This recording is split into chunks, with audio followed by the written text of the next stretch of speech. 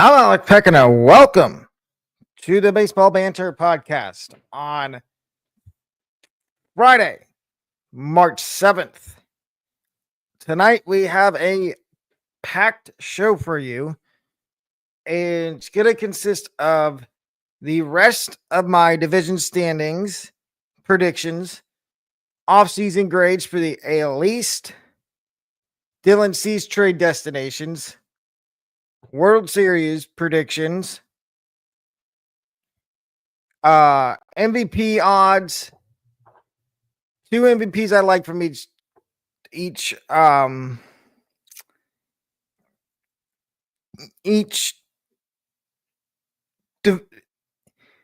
from the American League and National League, and two Cy Young favorites that I like from each side. But let's get right into it, and we're going to start off with my top 4 prospects to watch in spring training, and we start at number 4. It's a couple of teammates. It's Colson Montgomery and Noah Schultz of the White Sox. And yes, I understand that Colson Montgomery is probably going to be the one that's more likely out of these two guys. Between him and Noah Schultz, Montgomery's probably going to be the more likely one to make the opening day roster for the White Sox. But I think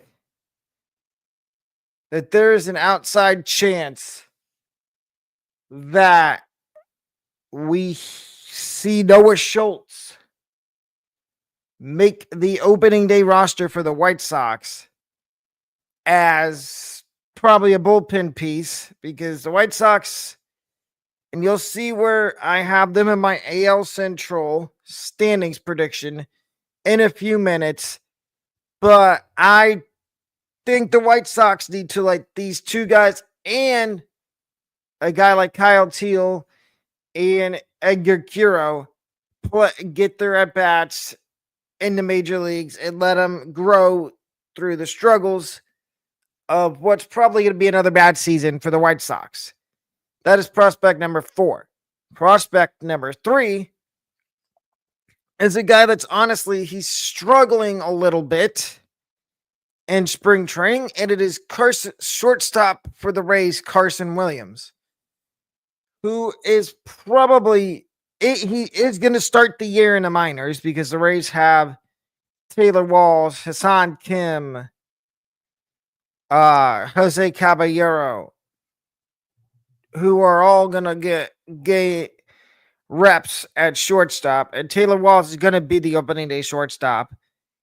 And the question is it's just a matter of time, I think, before Carson Williams does get the promotion for the Rays. The real question is, when is that going to be? Are they going to wait till Taylor Wall starts struggling at the plate again and then call him up? Or is he going to be maybe 1 or 2 months into the season and then say, look, Taylor Walls, you're good defensively, but we need somebody that has that bat-to-ball skill that can hit. And that's when Carson Williams comes up. That's prospect number 3. Prospect number 2 is Rockies outfielder Zach Veen. And Zach Veen has already put up some impressive numbers in spring. And there is openings in that outfield other than center. Center field's locked out by Brenton Doyle. But right field's open. Left field is probably up for the taking too. So you could see Zach Veen start the year with the big league club. Does it happen? Possibly. There is a very good possibility that Zach Veen does start the year in Colorado. But does he start it as a platoon, or is he going to get reps every day in the outfield? Because if you're not going to give him everyday reps, play him and have him get everyday at bats in AAA, so he's not losing development in the big leagues. And the number 1 prospect to watch in the spring, who has a real chance to come up this year, is Cardinals starting pitcher Tink Hence. I have seen some of his Statcast metrics during spring. He lights up the radar gun. And I think the Cardinals are going to realize, look, we are retooling. Eric Fetty's probably going to get traded. Steven Matz is probably going to get traded. Andre Palante is probably going to get traded. Because not only do you have T. Kent, you got Kel Roby, you got Matthew Liberatore. That's 3 young pitchers that could all be in that rotation, along with, if you decide to call up any other young guys, like a Thomas J.C., a Victor Scott, if he makes the team as a 4th outfielder. And Nolan Gorman's going to make the team. But my issue with that is, where's Nolan Gorman going to play? Because you still got Arenado. You got Mason Wynn at short. Is Gorman going to be your opening day second baseman? Now, we get to our first half of the standings prediction, and we get to the AL Central.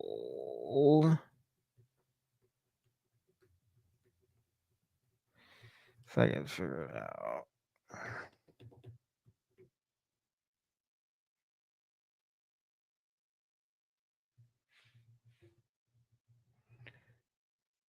Hold up. We are having...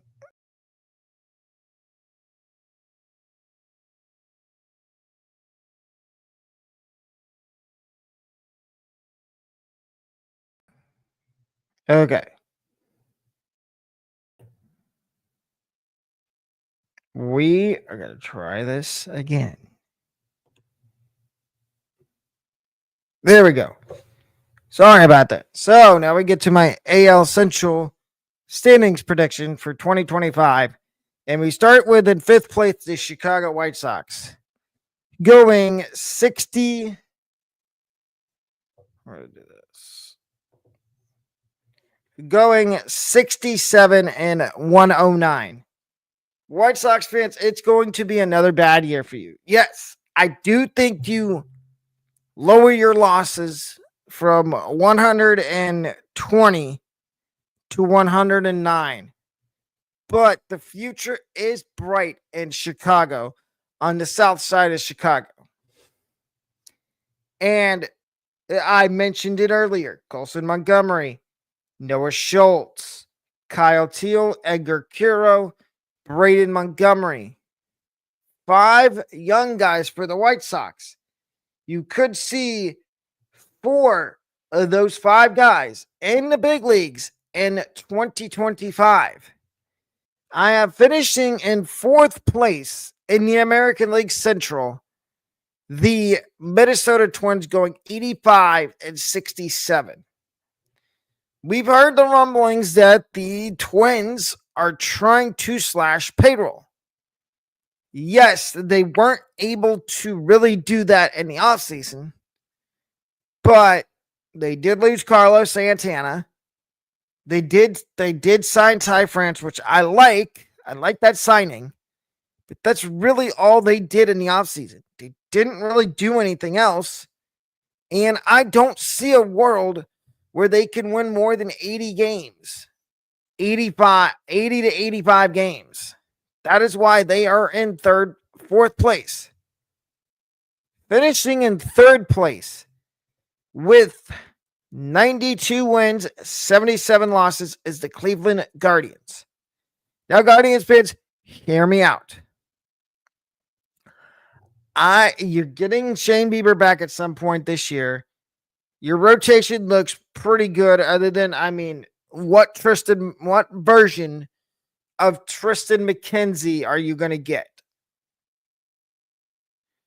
Are you going to get the version of Tristan McKenzie you got before injury in 2023?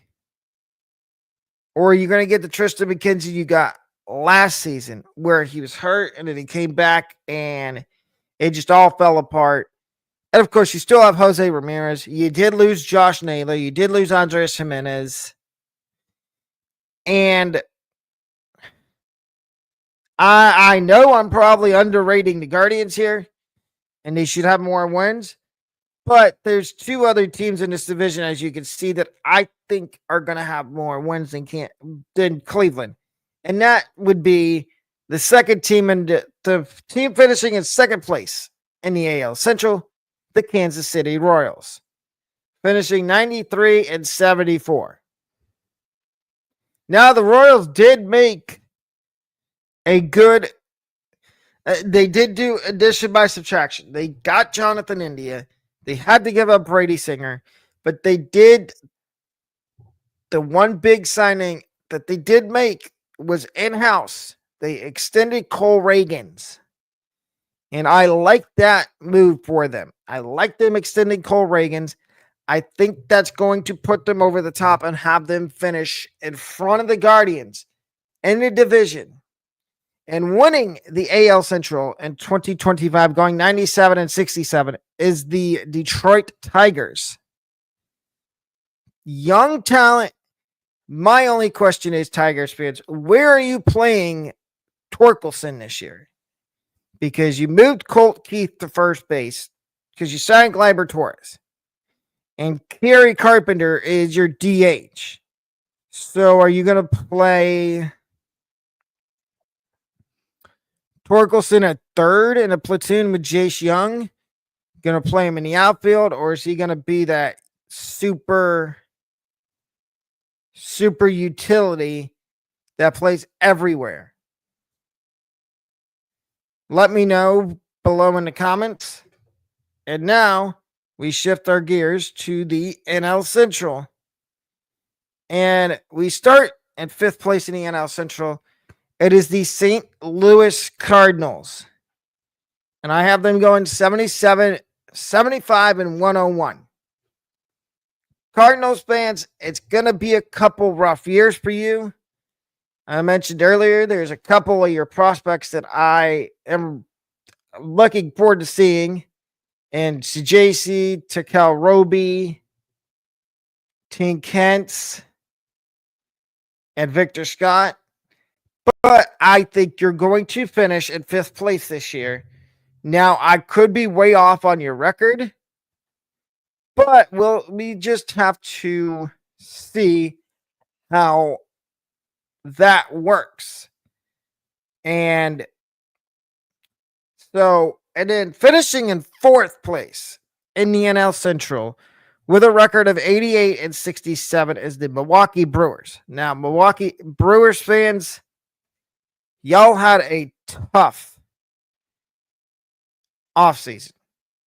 Traded Devin Williams because he didn't want to be there for a prospect in Caleb Durbin, who's probably going to be your opening day third baseman. And Brandon Woodruff's going to be out for a while. To start the season, you don't know who your closer is going to be.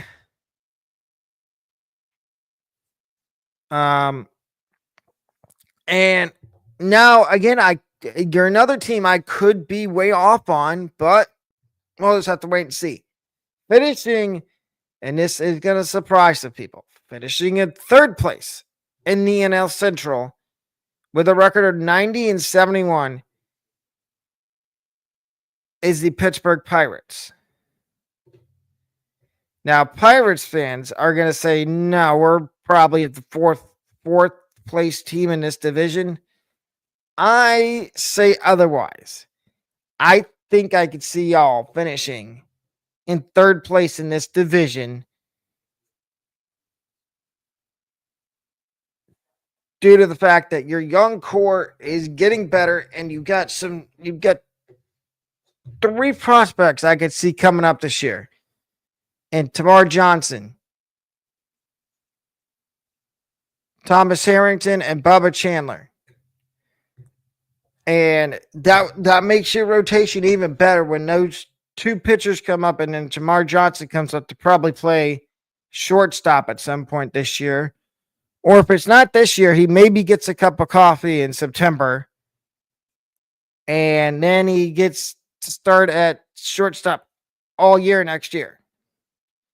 But in finishing in second place in the NL Central, I have the Chicago Cubs going 94 and 81. Okay, yes, the Cubs did make a big move this offseason and trade for Kyle Tucker. And I like that trade, but are we going to get a full year of healthy Kyle Tucker? Or is Kyle Tucker only going to play half the year and then get hurt? I don't know. And the other thing is that outfield, there's just a logjam. You got Seiya Suzuki, you got Kevin Alcantara, Pete Crow Armstrong, Kyle Tucker. Like I said, and they have one of the best rotations in the NL Central, but I don't think it's better than the team I have winning the division and the Cincinnati Reds going 97 and 67. I love the move the Reds made this offseason, going out and trading Jonathan India for Brady Singer.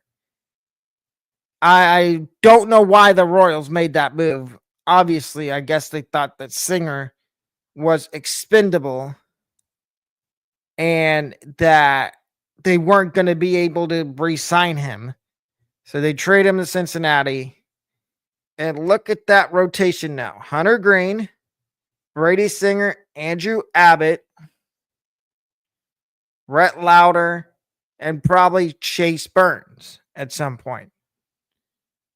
And I like the young core the Reds have. And I think if they all stay healthy, that the Reds can do some special things in October. And I might talk about the Reds a little later on.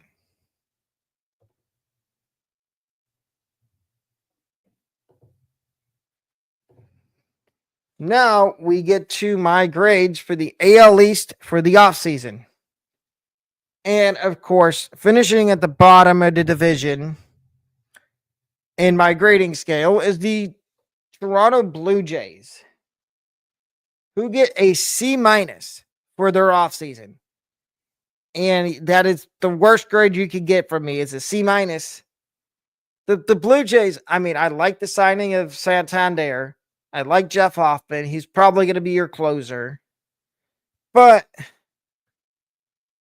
you had the chance to go out and sign Juan Soto, Roki Sasaki, Blake Snell.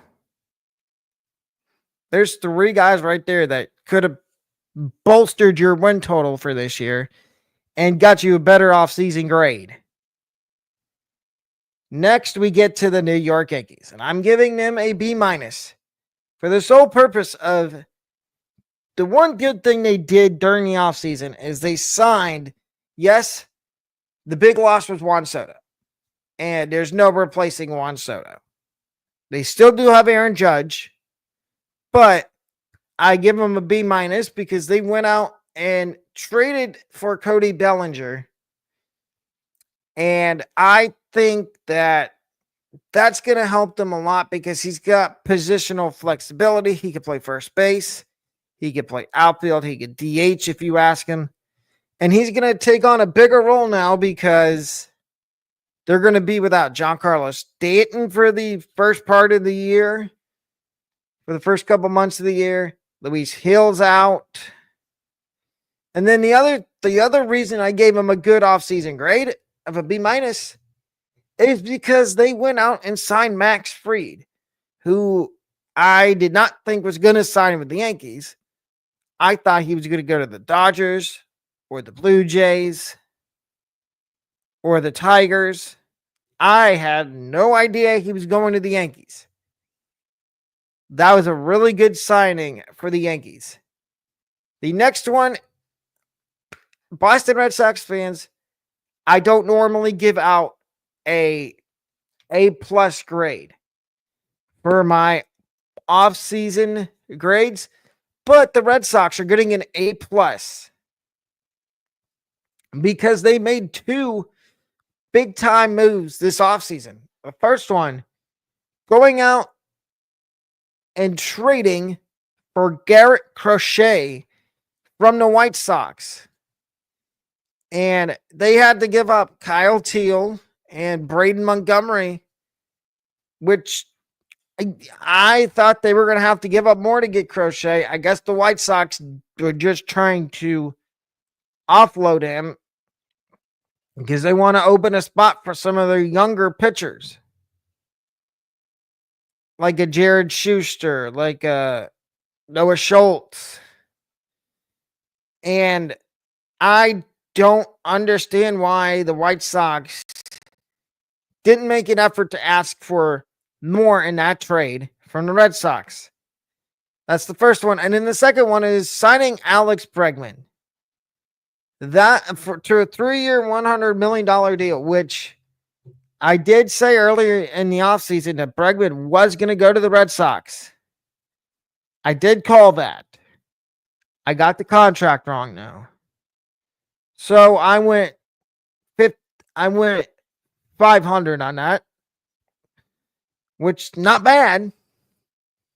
And then the last one, the Tampa Bay Rays, I give them a B off-season grade for the few moves they did make. They signed a catcher in Danny Jansen to a 2-year deal, which I don't mind at all.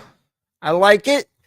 They did offload Jeffrey Springs because they have too much depth in the rotation, which, again, like I said, I don't have an issue with. And you're going to get a full year, a healthy year, hopefully, out of Brandon Lau, a healthy year out of Josh Lowe. Junior Caminero, poised for a breakout in his first full season in the big leagues. And maybe you have your second baseman of the future in Curtis Mead, who is having a ridiculous spring training. Hitting over 500. If you were going to tell me in the offseason, Curtis Mead is going to push for an opening day roster spot, and he's going to battle out for that one of the last spots on the Rays bench with the guy in Eloy Jimenez, I would have told you there's no way that's going to happen. But I've realized that Curtis Mead's probably making this team as one of the final roster spots. And those are my off-season grades for the AL East. I will be going over more of those on future episodes. Now we get back to the standings. And we start with the NL West. And we have finishing in last place is the Colorado Rockies going 78-98. Yes, Rockies fans, I do think you improved this year a little bit. With the addition, with the potential prospect call-ups of Chase Dollander and Zach Veen. I do see improvement. How much? You see, you improved by a little bit, 78-98, which means you're still in last place, but you're getting closer to being competitive. And I like that. And if you were listening to MLB Network, I believe it was last week, they had 30 clubs in 15 days, and they had the Rockies on, and they had Chris Bryant, and he said that he likes the young core the Rockies have going into 2025, and he thinks that with the addition of Dollander and Veen, that they could do some stuff. They could make some noise, but to look out for them in 2026. So that is the Rockies at number 5. Number 4 in the NL West, San Francisco Giants going 89-67. Yes, the Giants did make 2 key moves this offseason. One, they signed Willy Adames to a long-term contract, which was the first big move under their new GM, slash baseball ops, Buster Posey. And I like that for the Giants. And then the other one was signing a guy that's probably toward the end of his career, and Justin Verlander, to mentor the young guys in the rotation, and Kyle Harrison, who I do think has a lot of potential. The only thing is with the Giants is their outfield. Yastrzemski, they were trying to actively trade, and I don't really agree with that. And then you've got Elliot Ramos and Luis Matos, two young outfielders that have a lot of potential, but they're unproven. Matos was up and down 2 or 3 times last year, and Ramos had a really good second half. Can he build on that? Finishing in third in the NL West is the San Diego Padres, going 92 and 84. Now, the Padres, I will be talking about one of their players in a minute, and Dylan Cease. They do have a fairly good rotation with Darvish, Cease, and Michael King. That's your 3 out of your 5 guys. And then they're going to get Joe Musgrove back at some point this year. But during the offseason, they were actively trying to trade a Dylan Cease and a Michael King, but they didn't trade him. And I know they have new ownership. And they were also trying to trade a guy like Luis Arias.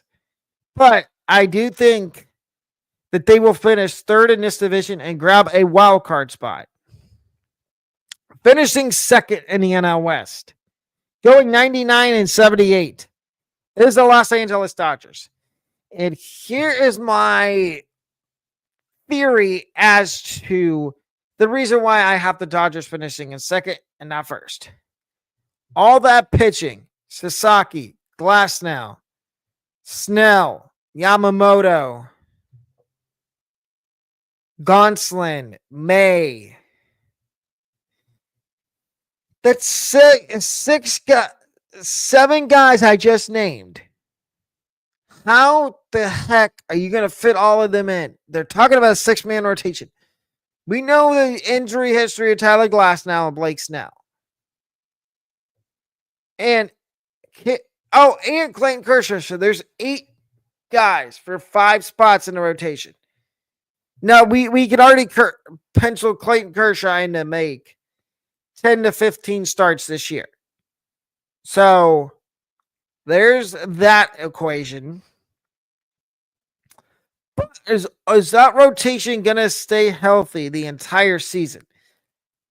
I don't wish injuries upon anybody, but like I said, we know Blake Snell's injury history. We know Glasnow's injury history.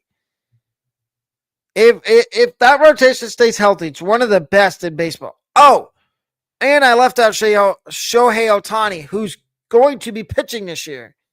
There's another one. Could he have a full healthy season as a pitcher?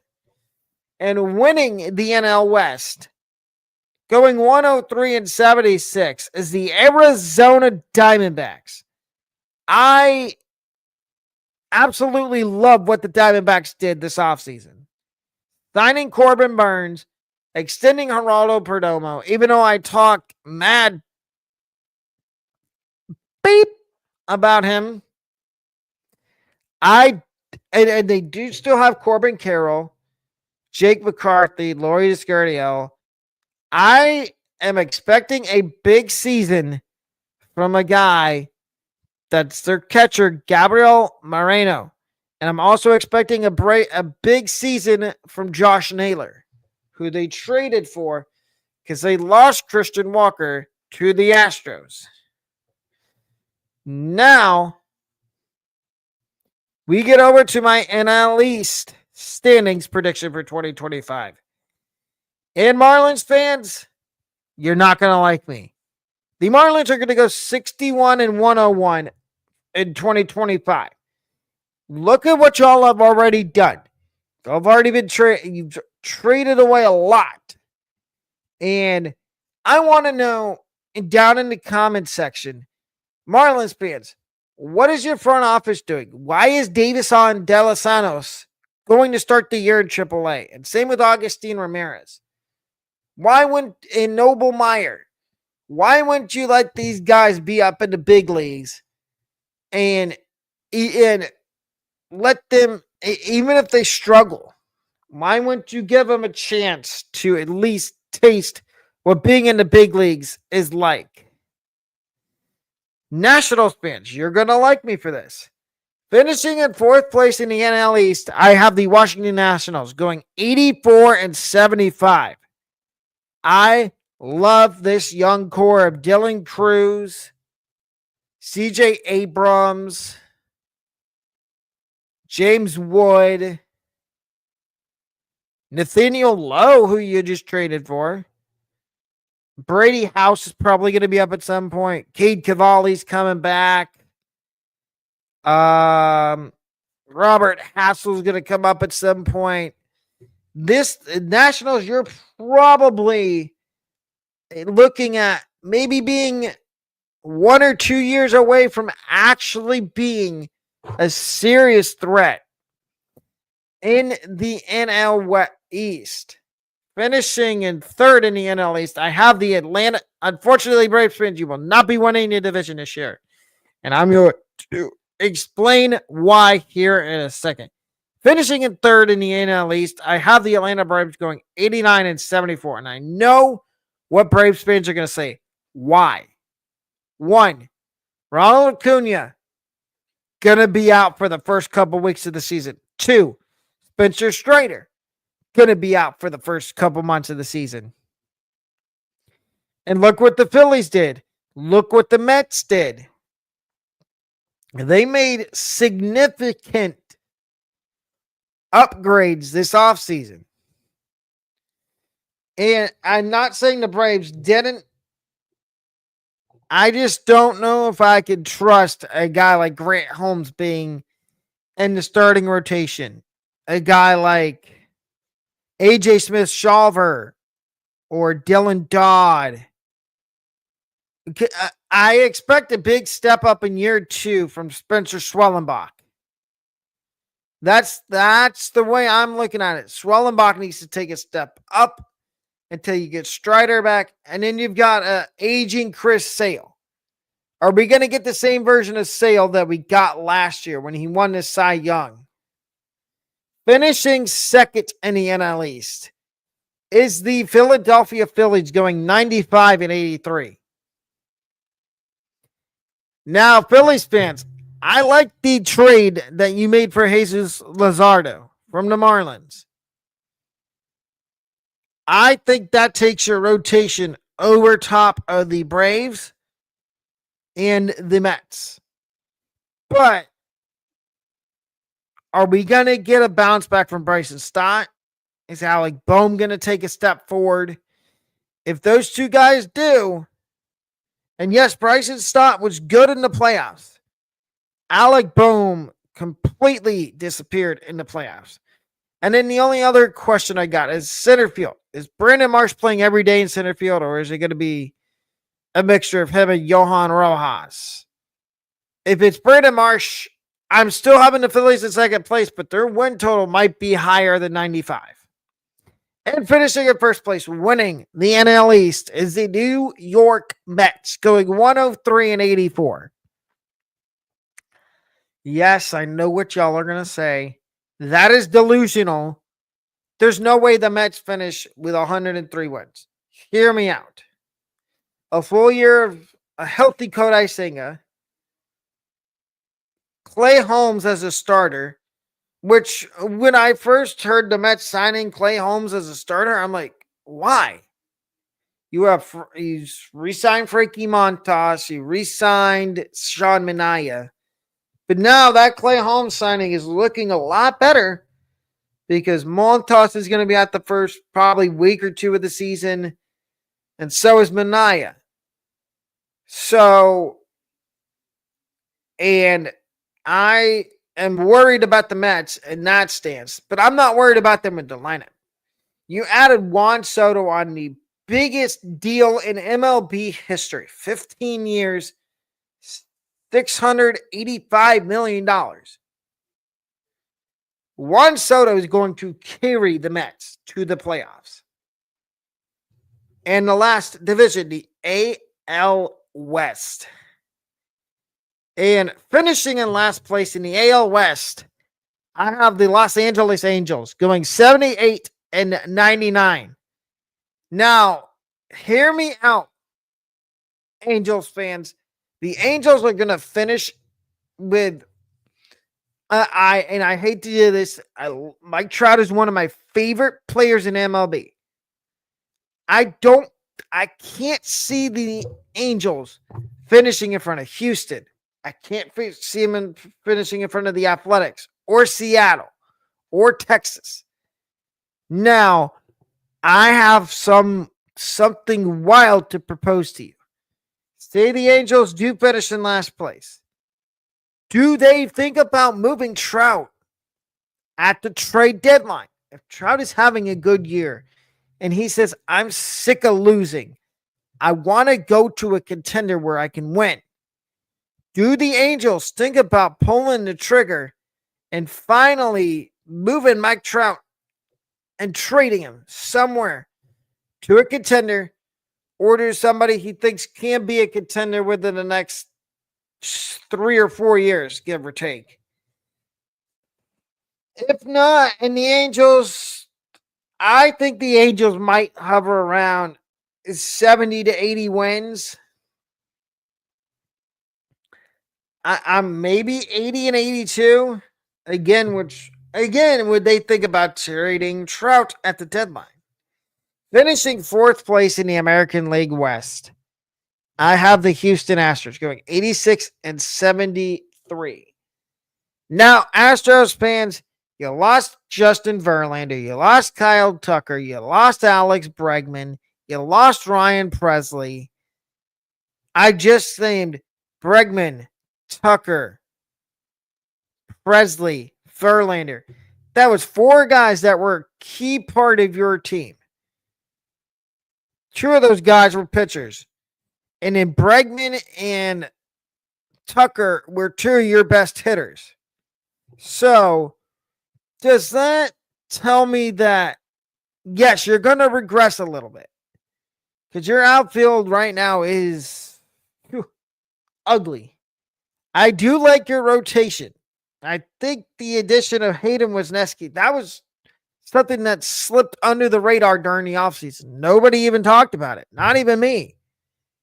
I did not even think that Hayden Wesneski would have made it out of Chicago, because now he would have been in contention for a starting spot with the Cubs after the injury they had to one of their pitchers.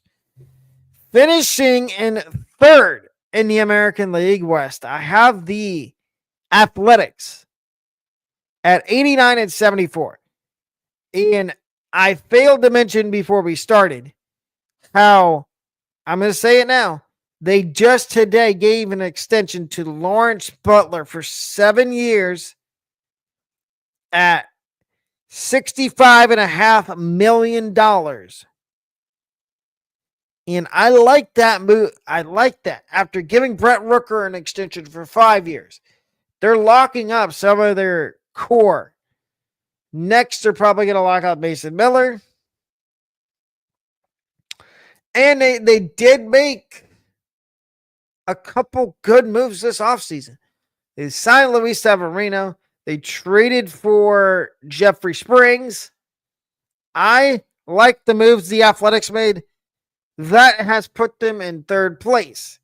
In second place, and I know this team, I know they did not make any moves in the offseason. The Seattle Mariners. And yes, they just shut down George Kirby with shoulder inflammation. But the Seattle Mariners, I have going 92 and 84. And finishing second in the AL West division. And I have faith that they can finished second in this division, just solely based on their starting rotation. They didn't do anything to add to their bats. They did resign Jorge Polanco, which I like. And then, last but not least, winning the AL West and going 97-83, the Texas Rangers. Rangers signed Jock Peterson in the offseason to a 2-year deal. They're getting back Jacob deGrom. And they have a really good rotation.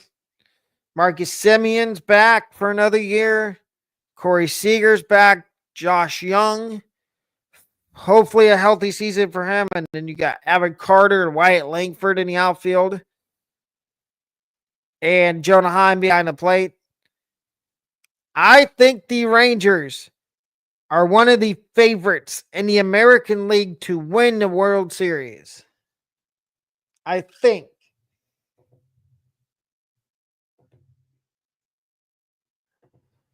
Now we get to Dylan Cease trade destinations. And I have 3 trade destinations for Dylan Cease of the Padres. The third one, I just talked about how they have locked up some of their young guys. That being the Oakland Athletics. Correction, I almost said Oakland. They are not in Oakland anymore. They are in Sacramento for the next 3 seasons. Dylan Cease to the Athletics. That's probably it's probably least likely right now, but never say never. Number 2. These top 2 make a lot of sense. And number 1, this team has been talking actively to the Padres about Dylan Cease. But number 2 is the New York Yankees. And the Yankees just lost Luis Hill, who is going to be out for up to 3 months with an injury. And now the Yankees' depth gets tested. And I could have also thrown the Orioles on here because Grayson Rodriguez, they don't know, the Orioles don't know the severity of his injury, and they could be in need of another starting pitcher. But I chose to stay away from that option. And the Yankees could put a package together, maybe George Lombard Jr., Spencer Jones, Chase Hampton, and a couple of their other prospects. Maybe Ben Rice. Maybe Oswaldo Cabrera or Oswald Peraza. And maybe the outside chance the Padres are like, look, we want somebody that's MLB ready right now that could play the outfield. Maybe a Jason Dominguez. No, the Yankees are probably looking at, because they've got some openings now on the roster. Maybe they are looking at a guy like Spencer Jones to make the opening day roster or George Lombard Jr. But the number 1 team that should trade for Dylan Cease, and they've been talking actively, this team has been talking actively to him, it is the Boston Red Sox. They've already traded for Garrett Crochet. Now the package, it's going to be a haul for Dylan Cease. And you're probably going to have to give him an extension. Which I don't know if the team that trades for Cease or Michael King, or if they package both of them in a deal, what's that package going to look like? We don't know that yet. So those are the 3 teams that I think should go out and try to make a move for Dylan Cease. Athletics, Yankees, and Red Sox. Now we get to my 3 World Series matchups plus the odds that I feel like would be fun to watch. Number 3 is the Padres at plus 2,000 versus the Guardians at plus 3,000. Yes, these are all of these are long shots. They might happen, they might not. But what's the heck with not trying to be fun? I don't mind throwing something at the dartboard, seeing if it sticks. So that's number 3. Number 2, the Reds at plus 7,000 and the Rays at plus 6,000. Now, this would be an interesting World Series. Neither of these the Rays have never won a World Series. The Reds, it's been a while, a long time since they've won a World Series. Who's to say this couldn't be a really good matchup? Two lower market teams that could win a World Series,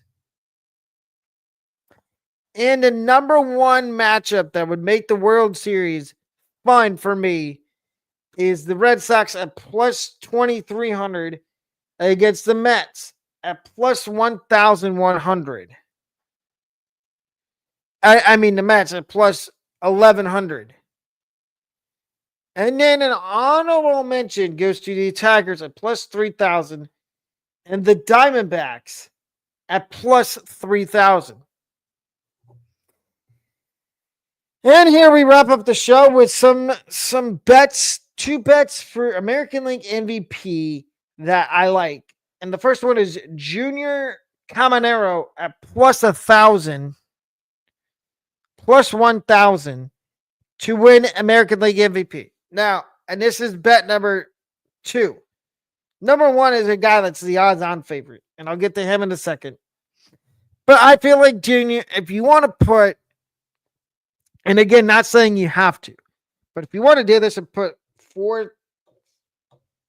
lowest I'd go is 15, highest probably 25, $30 down on Junior Caminero to win AL Rookie of the Year or to win AL MVP.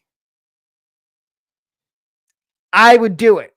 And number 1, my favorite bet to make for AL MVP is Bobby Witt Jr. at plus 400.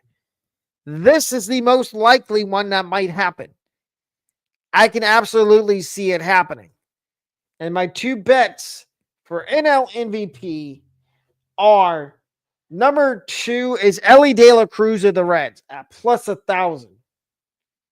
Now, I think they're criminally undervaluing Elly. He's the best player on the Reds, and they're criminally undervaluing him at this stage of the offseason, of spring training. I think if he stays healthy and he's made some swing changes and the Reds have a new manager in Terry Francona, I think that Elly could easily be in the top 3 for MVP.